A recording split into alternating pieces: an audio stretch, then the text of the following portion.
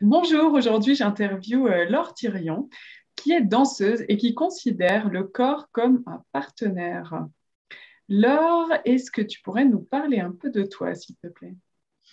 Oui, bien sûr. Bonjour Valdi, merci pour l'invitation. Euh, alors en effet, tu as bien dit les choses. Je suis danseuse depuis plus de 20 ans maintenant. J'ai été aussi salariée pendant 18 ans. J'avais deux vies. Et en effet, pour moi, le corps, c'est une boussole, c'est un guide, c'est un partenaire de vie qu'on a un peu tendance à oublier, c'est-à-dire qu'on le considère comme un outil de locomotion, hein, un moyen de se déplacer, mais en fait, c'est peut-être, déjà, c'est l'outil qui nous suit jusqu'à la fin de notre vie, hein, du début jusqu'à la fin de notre vie. Donc, ce corps, il est assez extraordinaire. Il a plein de mémoire. Il sait faire plein de choses. C'est un outil d'expérience, c'est un outil de connaissance. Et on peut s'en servir pour nous guider dans la vie, que ce soit personnellement, professionnellement, relationnellement. Euh, et voilà, et c'est quelque chose dont on ne parle pas suffisamment à mon goût, à mon sens. Et j'avais envie de partager mon expérience autour du corps avec vous. D'accord. Tu nous dis que le corps peut nous servir de boussole dans son activité professionnelle. Est-ce que tu aurais un exemple? Le mien, euh, voilà, moi j'ai été salariée pendant plusieurs années et puis je me plaisais pas forcément là où j'étais. Je sentais que je n'étais pas à ma place jusqu'à faire un burn-out et je me suis servi de mon corps pour redessiner ma vie professionnelle, pour tout recommencer, pour prendre un virage à 180 degrés. J'ai écouté ce que j'avais en moi, j'ai fait confiance à ça, je lui ai donné une vraie place pour redéfinir vraiment ce que je voulais faire concrètement et redonner du sens à ma vie professionnelle. Donc, je pourrais en parler plus longuement pendant l'atelier, mais ça a été ma démarche à moi et ça a été une vraie découverte et une belle aventure en fait. Et voilà, j'ai envie de partager ça avec vous parce que c'est, selon moi, quelque chose qui ne se fait pas non plus beaucoup. Et en fait, c'est une vraie source d'information, le corps. Donc, il faut l'écouter. Ok. Tu dis justement que toi, ton corps t'a servi dans le moment de reconversion professionnelle. Comment est-ce que ça pourrait aider quelqu'un? Et justement, tu vas proposer un atelier sur ce thème. Qu'est-ce que tu vas proposer? Alors, comment déjà le corps, il vous fait comprendre que peut-être vous n'êtes pas à votre place. À un moment, quand vous êtes en conflit intérieur, parce que ça ne va pas avec votre hiérarchie, parce que vous n'êtes pas bien là où vous êtes, parce que le travail n'a plus de sens pour vous, il y a quelques signaux qui apparaissent. Et si on ne les écoute pas, à un moment, le corps, il dit stop. D'accord? Donc, ça peut être assez violent. Ça peut être brutal. Pour éviter ça, il faut être à l'écoute justement de nos sensations, de nos émotions. Il faut se poser la question comment je me sens à mon travail, etc., etc. Et ce qu'on va faire dans l'atelier, c'est apprendre à déceler les signaux justement du corps quand ça va pas bien, et puis comprendre en quoi le corps, c'est un outil de connaissance en fait. En quoi nos expériences, elles sont extrêmement riches et en quoi, à travers toutes nos expérimentations, on peut développer des nouvelles compétences, par exemple. Le corps, c'est aussi l'envie de faire des choses ou la non-envie, quand on n'a plus envie. Qu'est-ce que c'est une vraie envie, un vrai désir? L'envie, le désir, c'est un langage du corps. C'est pas la même chose que la volonté qui est dans le mental. Donc ça aussi, voilà, quand on sait identifier quelles sont nos vraies envies et nos vrais désirs, on peut se réorienter, par exemple. C'est quelques petits exemples, mais il y en aura d'autres. Mais le corps, ça sert aussi à faire preuve de discernement. D'accord? Quand on écoute qui on est, ce qu'on est, nos émotions, nos sensations, on fait preuve de discernement avec le corps. Ce n'est pas le mental qui prend le relais. Et on va voir quelle est la place du corps et quelle est la place du mental et qui écouter. Et comment remettre tout ça en harmonie, le corps et la tête. D'accord. Et si on ne sait pas du tout comment écouter son corps, parce que toi, tu as l'avantage d'être danseuse et de bien connaître ton corps, mais si on n'a pas l'habitude, si notre corps, c'est juste une sorte de voiture qui sert à nous emmener d'un point A à un point B, comment est-ce qu'on peut aborder ces thèmes-là?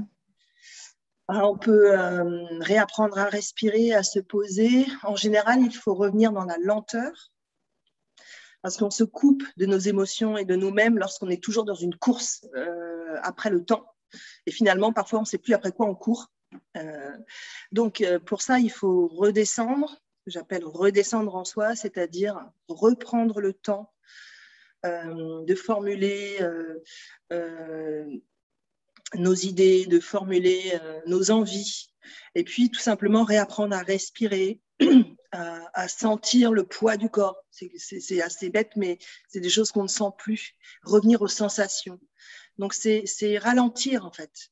Simplement ralentir pour écouter les bruits du corps, les sons du corps. Et dans les sons du corps, les bruits du corps, il y a les émotions, il y a les sensations, il y a les ressentis. Et simplement se poser la question de comment je vais le matin, comment je me sens, c'est déjà s'écouter. Ok, merci. Quel conseil est-ce que tu donnerais à quelqu'un qui se pose des questions de reconversion, soit il est encore en poste mais il ne se sent plus très bien, ou alors il a déjà quitté mais il est complètement perdu et il ne sait plus du tout dans quelle direction aller? Faire une espèce de bilan personnel déjà sur ce qu'on a pratiqué, sur comment on se sent aujourd'hui dans son travail, sur est-ce qu'on a des envies nouvelles, faire le point sur le sens de ce qu'on fait en fait. Est-ce que vraiment c'est encore nourrissant pour nous en termes intellectuels, en termes de relationnels, en termes et pas seulement financiers. Okay. Et est-ce que je suis dans un processus de croissance personnelle ou pas, ou plus? En fait, c'est assez normal parce que quitter un mode de fonctionnement qu'on a là depuis des années pour aller vers autre chose, c'est flippant. Souvent, quand on est dans un entre-deux comme ça, on n'ose pas se positionner. D'accord ? On n'ose pas se positionner parce qu'on a peur peut-être de faire un mauvais choix. Donc, on est dans une sorte de non-décision et on se coupe un peu de nos envies profondes, alors qu'on en a des vraies envies. Et on a peur de les formuler, on a peur de se positionner, par peur de se tromper. Donc, on est tout le temps dans la peur. Et dans un espèce de cercle vicieux comme ça, où on n'ose pas prendre de décision. Donc, ce qu'il faut faire, c'est revenir encore à soi, c'est-à-dire dans le corps, dans aussi ce qu'on a fait dans le passé, dans nos expériences passées. Ça peut être nos hobbies, ça peut être des activités sur lesquelles on passe du temps sans s'en rendre compte naturellement, des choses comme ça. Et voir ce qu'on pourrait faire avec ça. Déjà partir de quelque chose qu'on sait faire et qu'on a envie de faire et qu'on a peut-être oublié. Et à partir de là, est-ce qu'on peut construire quelque chose? Est-ce qu'il y a ça peut répondre à une demande du marché, par exemple? Ou une demande des entreprises? Est-ce que c'est une nouvelle compétence qu'on peut utiliser? Et c'est souvent à partir de ça qu'on peut reconstruire petit à petit un schéma professionnel. Donc, c'est une démarche qui est un petit peu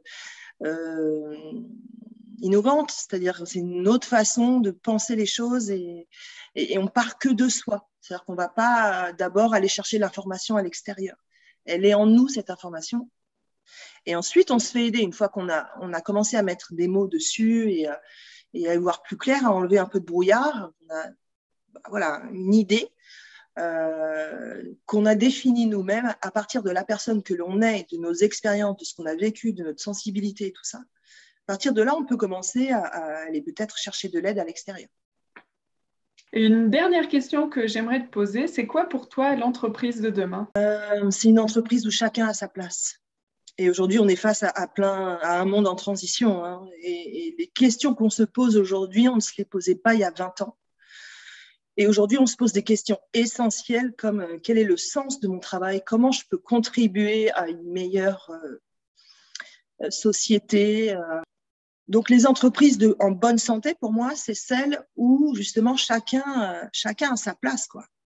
Et il n'y en a pas un au-dessus d'un autre, et il n'y a plus forcément de notion de hiérarchie.